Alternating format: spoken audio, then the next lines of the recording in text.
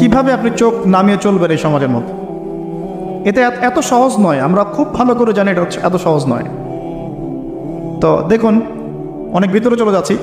আদম আলাইহিস সালাম হাওয়া আলাইহিস সালামকে সর্বপ্রথম নগ্ন করে দিয়েছে ইবলিস। তারা কিন্তু তওবা করে ফিরে এসেছেন।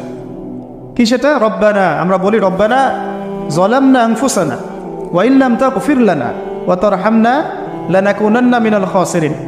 যখনই আমাদের পিতামাতা বুঝতে পারলেন যে তারা একটা ভুল করে ফেলেছেন, তখন তারা তওবা করে ইউটার্ন করলেন আল্লাহর দিকে, যেই কাজটা ইবলিস করে নাই।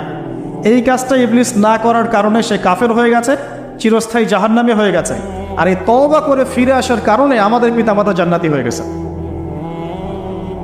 আল্লাহ পাক এই কারণেই তার রাসূলের মাধ্যমে জানিয়েছেন যে প্রত্যেক আদম সন্তান, কুল্লু বনি আদম খাত্তা, প্রত্যেক বনু আদম হচ্ছে পাপী। আমরা সবাই পাপী, আমরা সবাই পাপী। পাপের তো শেষ নয় আমাদের। আল্লাহ